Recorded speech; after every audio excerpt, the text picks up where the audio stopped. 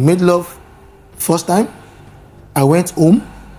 I came back the next morning, and we go 2 more times before she left. Now, do you call that rape? And before then, she told me she was on her ovulation. And I said, that means you're taking in. She said she likes it. And now, the accused speaks. Welcome back to Courtroom Shockers, where every side has a story, and some just come more rehearsed than others. Stanley opens strong, shouting out the show's TikTok, casually recalling the car he bought in 2014, and giving us a flashback that feels oddly polished for someone claiming heartbreak. He's here to set the record straight, not with emotion, but with receipts, timestamps, and some serious deflection. It's giving well-prepared, but also desperate to control the narrative. Let's see how long this calm act holds up. It's time for me to go home, and he said no, I should not go home, that we can as well book a lodge. So at the end of the day, I stayed and we lodged. In the room, I tried to sleep and he came all touching. I was like, no, this cannot happen. He forced himself on me and he had his way. And I was not happy about it. I was crying. I was like, I'm going to let my people know. And did you report to anybody? No. He said I shouldn't tell anybody. After some weeks, I started feeling somehow. I ran some tests and I realized I was pregnant. Can I have your response? Stanley. Thank you, Your Honor.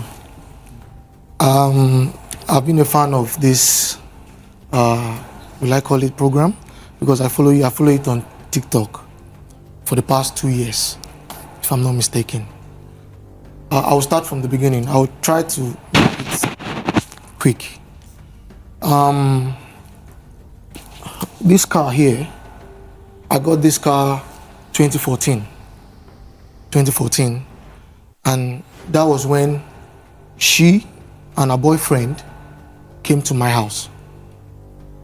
He's my longtime friend, but he packed out from there to somewhere else, I don't know. But since that's my own family house, he knows my house. So they came together. I was so happy to see him. Then the evening, because they slept in my house, the evening, I asked him, this girl you brought, she your girlfriend? Since you guys came, you didn't chat to me. He said, no, that is just a random girl in the street. That was what he told me. I said, okay. The next day, I and her, we took a stroll, I think to get something at the bus stop. Then I asked her again. I said, this my friend, are you dating him? Because I asked him and he told me something. Then he said, what did he tell me? I said, I won't tell you, but he told me something. Are you guys dating? She said, no. So then, after that day, they went back the next day. She took my phone, dialed her number, and called her phone. That was how I got her number. She did that, not me.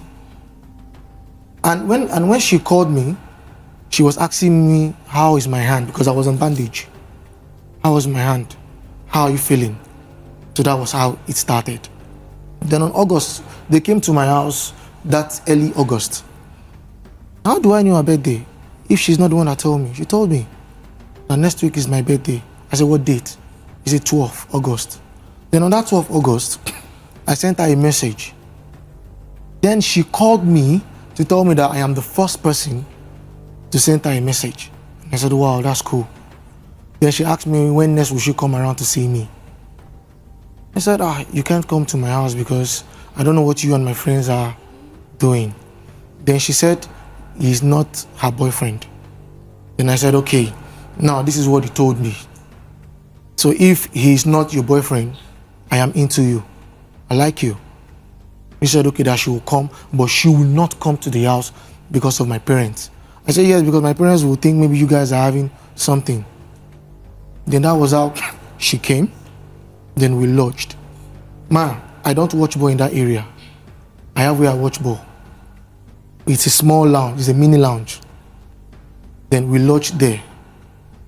That was when I started telling her that, okay, now that you are here, I like you. Then she said she knows I'm a handsome boy and lots of girls will be around me, that she's not going to accept me. I said, what is it with lots of girls? That is it that once you ladies see any handsome girl, you feel he has numerous girls? That's not how it's done. Besides, since I have this injury, you're the only one that has been calling me to ask me of my hand, which means I don't have anybody. Then she said, okay. That was how we started, and we made love. Ma, I know the law very well. I would never rape a woman because I know what it is. I know the longevity in jail. I would never do such. And besides, we were in the room when the receptionist brought the drink. I wasn't out. Then I only told her I'll need to go home in the evening because of my parents. She said, okay, no problem. We made love first time. I went home. I came back the next morning and we go 2 more times before she left. Now, do you call that rape? And before then, she told me she was on her ovulation. And I said, that means you're taking in. She said she likes it. She started telling me about the guy. That was when I even knew that he had something. Now, I have to call that guy and tell him, his name is Nam. I called him, I said, bro, now what for you? So this girl is your girlfriend? And he did not tell me anything. He said it's a random girl. He said, bro, leave that thing. That she's not even enjoying her. Then I had to call her back and ask, come, why all this? That was started telling me how the guy used to beat her, maltreat her. She even showed me a wound, her leg, where the guy injured her. She has the stitches in that leg. And I said, then why are you here? You having somebody who beats you up every day, who locks you in the room for days, did not give you anything. How? Then why are you there? You don't need to be there. But at least it's fine now. We are together. Then I was even the one that is asking her, have you missed your period? You can ask her. I was the one asking her because I know. Then finally she told me she's pregnant. And I said, wow. Then that means finally you are mine. Only for her to call me 3 weeks to tell me that she wants to abort the child, that she can no longer cope with me because she's still in love with the guy. And I said, when you're still in love with the guy, then why did you allow me to pull myself to you? Why did you allow all this? Then she said I have to send her money. She sent me a SMS, she and one doctor. The doctor told her to come. No, she has already gone to the hospital. The doctor gave her a date. And what they needed was 11,000. And I said, 11,000. Why do you want to kill this boy? Okay, do you know what? If you don't want this boy, give back to him, give him to me. Then you can go. I don't have a problem with that. Then she said, no, she has to abort it. She has to abort that. If I don't give her the money, she'll get it elsewhere.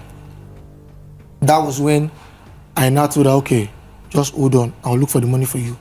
Then I went to Meron police station. Sergeant Benga or Inspector Benga, whichever, is like Sergeant or Inspector. Now, this happened September 2014. Now, she doesn't even know how old her son is. Her son is 9 years old. He was 9 years last year, June 2. We are in a new year. This year, June 2, he will be 10 years. He was born 2015, June 2. Now, as a mother, I don't even know how old your child is. Now that's it. Then I went to call the inspector. I told the inspector, he just said, okay, that is she coming home? I said, yes, she's coming home to take money. Now, when she was coming, she didn't come alone. She came with a friend called Akiri. Then when they got to the house, I told her, okay, wait, let me go to the ATM. That was when I brought the police into it. Then they took her to Meron police station. That was where they told her to make a statement that nothing must happen to that baby. And she did. Her friend is a witness. Now when I'm talking, I have witnesses. Her friend is a witness. And they told me to her, since I'm going to keep the child, they have to take care of it. I said, no problem. That I still stay with my parents. That she will stay with me. And she was cool with it. This just took a sharp turn. Stanley claims Sandra wanted to abort the baby, and instead of talking it through, he brings in the police. Yes, the police. For a pregnancy. This is the moment where his protective father routine slides into something more controlling. He says it was to save the child, but if you listen closely, it sounds more like he was saving face. for himself and his family. And his attitude starts to shift here. The calm, composed storyteller becomes more emotional, more confrontational. He throws in that the child is mine multiple times, which might sound fatherly, but also possessive, especially when you remember Sandra never tried to keep the child away until after years of alleged neglect. By the time he drops that her friend is a witness, it's clear Stanley is trying to come off as the only rational adult in the story. But controlling a pregnancy? That's a hard sell, no matter how many receipts you bring. Now, she came to the house, right? No, she left. No, she stayed for some days and she said she wants to go and get her things. Now she left, and that guy, she left, went to their house and back to that guy's house. Now, do you know what that guy did, ma? You all know. That guy beat her up, had sex with her, took her pictures and sent to my dad, my mom, my sister. That's my sister. Sent to my dad, my mom, my sisters. Now, to be honest with you, all my family, they've seen her nakedness through that guy. My mom flamed. She's a woman. But why will you do this? Look at this girl. Look at this. Then I told my mom, I never knew. That guy told me they had nothing. She also told me they had nothing. If I knew they had something, why will I put my head? But then, since she doesn't want me, and I have to drag her to the police so that the boy can be safe. Then when she gives birth, she can go. I don't have a problem with that. But I need to save this boy. That's my priority. Then I called that guy and I told him, why will you beat this girl up? And do you know what he told me? He said, should I use pigeon? He said, get where everybody you knock, you reach your turn, you give him belly. That was what he said. And I called the call. And since that day, I didn't talk to him anymore. Then the day she came to my house, my dad didn't even talk to her because of the pictures they saw. It was only my mom that told me, this is my mom that she's complaining of. It was my mom that told me, since she's here, she did not come with her things. You need to go and meet her, go to her house and bring her things. It was even my mom that told me to go and get her things. Now, the day we were going, we wore a uniform, clothes, together. Then on getting there, she still left me and go to that boy's place. Our uncle is a witness. I went there and the guy almost fought me. Then at the end, I tried to settle it. I said, bro, we've been friends from childhood. Whatever happened is not truly my fault. You didn't tell me. I didn't know. But let peace reign. The guy said, okay, no problem. That he's going to drop us home. Now, this guy took us in the car, blue Jeep. That's his uncle's Jeep. As we were driving along, the police in Idimu tried to stop us. Then he refused. Then they chased us and stopped. When we got down, went to Idimu police station, behold, your honor, they were having this Yoruba bante, this native thing that when you flog someone, he misbehaves, and some other little knife. And I said, oh, are you guys planning to kill me? Is that it? Then I had to call my dad. My dad called one of my neighbors. They came that night. We wrote statements. And my dad told the police to just allow everything dissolve. And the following morning, we were released. My dad my dad bailed me and her, then bailed that guy as well. We left. Ever since then, she secretly calls this guy on phone. She talks to this guy every time. In the morning, when everybody are up, doing one or two things, she's always lying down. Then I will call her, Madam, why are you lying down? Get up and do something. Move your body. She refuses. If my mom comes to her and talks to her, she talks back. And my mom is a woman. She will not take that. No woman, no mother will take that. But I've been in the middle, trying to beg my mom to calm down, to please. You understand me, ma? So after all this, she on her own came up with different stories, telling me different stories. I said, see, you are the one causing all these things. I know you don't love me again, no problem. But please, let peace reign in my house. Don't cause issues in my house. I'll soon be going for service. Please. Now, she said I wasn't working. I was working in Owando Petroleum at Ojodubega. That was where I was working, PMS. Whenever I'm coming back, I buy fruit. Now, she is saying her pregnancy is this, she is this. Mama, when she gave birth, the baby is so big. Look at her here. Baby is big. I was even the one complaining that you eat too much. Even with the pregnancy, she fought 5 people in my street. I have witnesses. If you want me to call them, I will call them. You will hear. This is nothing. I am here, and I can make calls from here. That aside, when she finally gave birth, we were the one that paid everything. In fact, from 1 month, before 1 month, she had been in my house till she gave birth. She eats as she likes. There's no issue. Then after she gave birth, and I was like, okay, now you've given birth. Do you still want to stay? In fact, during the period she got pregnant, she didn't even allow me to come close to her. During that 9 months, we sleep on the same bed, yes, but she didn't allow me to come close to her. The only thing she tells me is, I don't need you. It's now my need. In my presence, she calls this guy. I feel bad, but there's nothing I could do about it. Then after that period, she gave birth, the naming ceremony, everything, it is me. My parents, they assisted me. But I was also working. Then when the time comes for me to go and serve, I went to serve. Then while at service, my dad will call me that she will give her money to cook. Instead of her to cook, she will go and buy food outside. Then there's this friend of mine, Ifeanyi. That's where she goes to stay mostly. She leaves the house and goes to stay mostly. My dad will send me pictures of a house being tattered. You can't expect my dad to be cleaning for you. Neither you expect my mom to be cleaning for you. I'm the firstborn of the house, which automatically makes you, if you are to be with me, that's your house. You make it cool. Then after all this, I came back from service.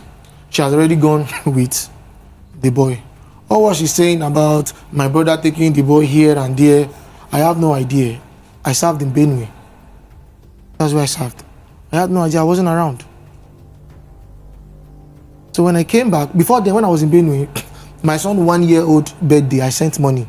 Now she said, I'm serving, I'm collecting 19.8, I am not doing this. I sent money for my first son's birthday. You can ask her. They didn't send any money to me. You didn't send any money to me. I got support from your friend Ifeanyi, his wife, and your friend Joyce or Choice, whatever her name is. She's lying. You did not send any money to me. No problem. It's all right. That doesn't go to any issue right now. Yeah. So move on.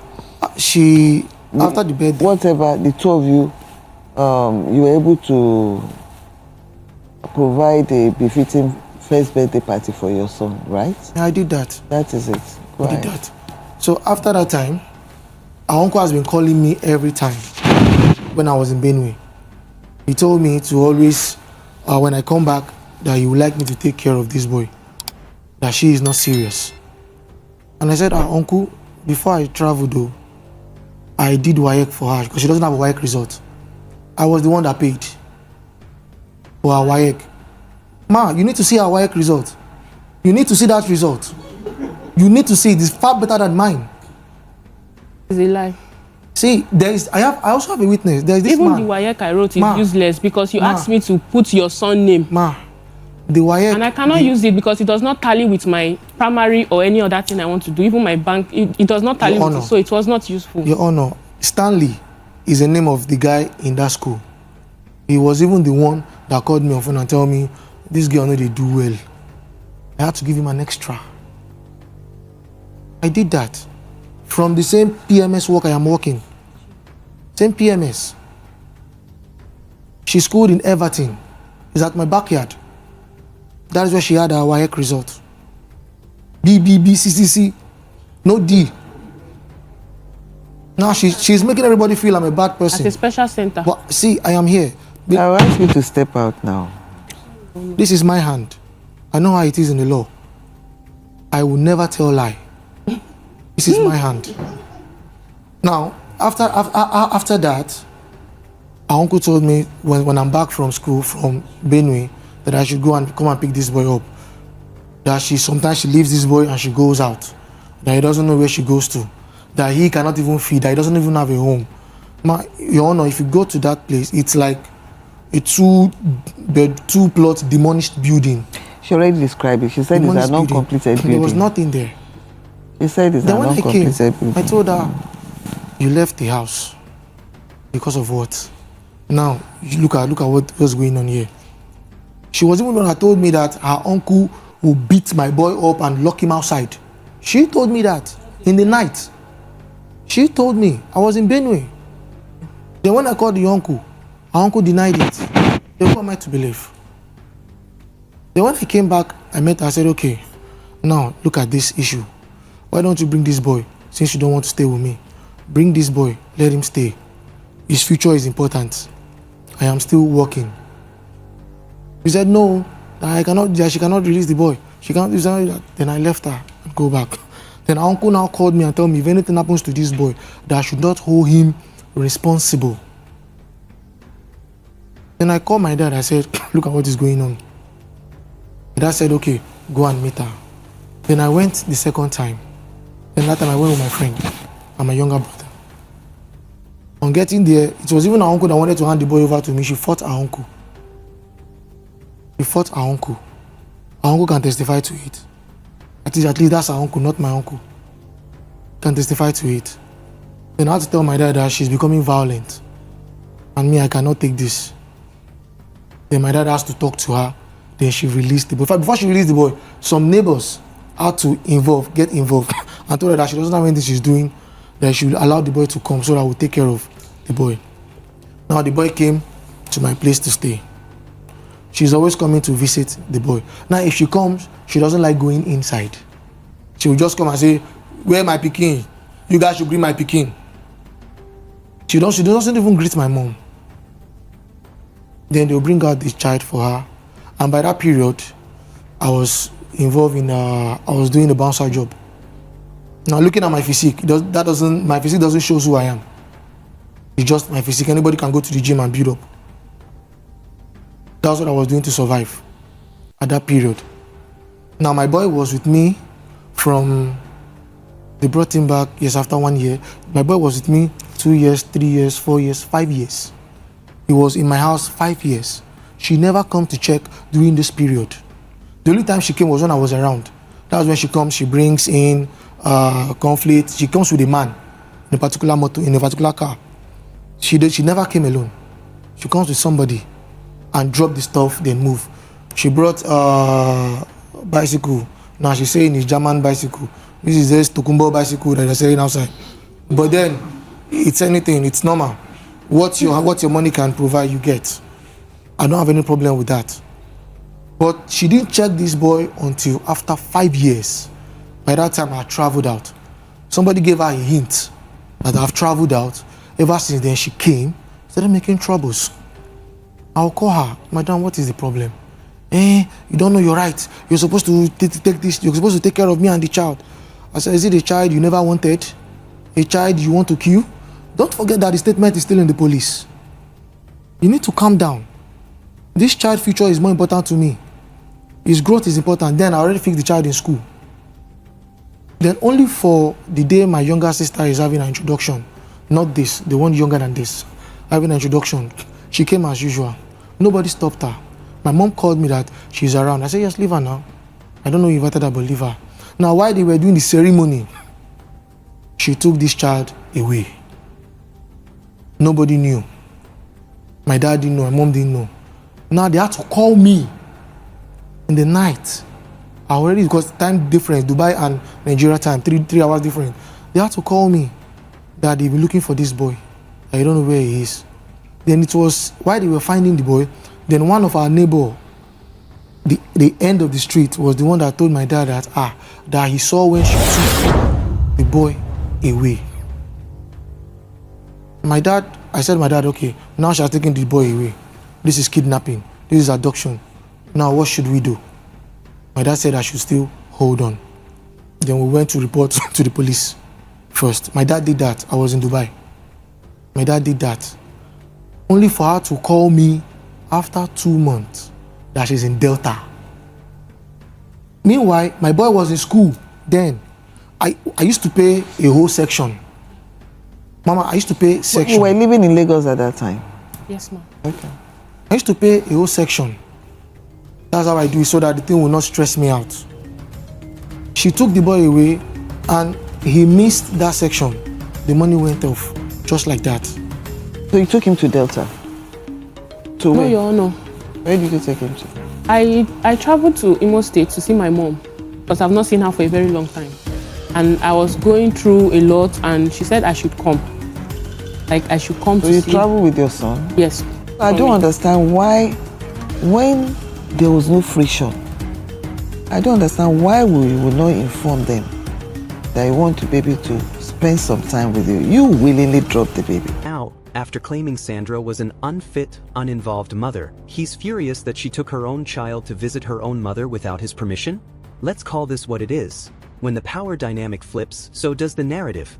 Stanley wants to be seen as the responsible one, the father who stepped up. And maybe he did, for a while. But the bitterness?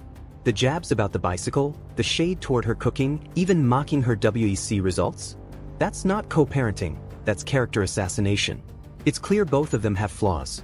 But one thing's consistent. Sandra has been emotionally stuck in survival mode, while Stanley seems obsessed with preserving control even when he's absent. The judge's face says it all. This isn't just a custody dispute. It's two people with unfinished war, using a child as the battlefield. Drop your thoughts below. Who do you believe, and what should the court decide next?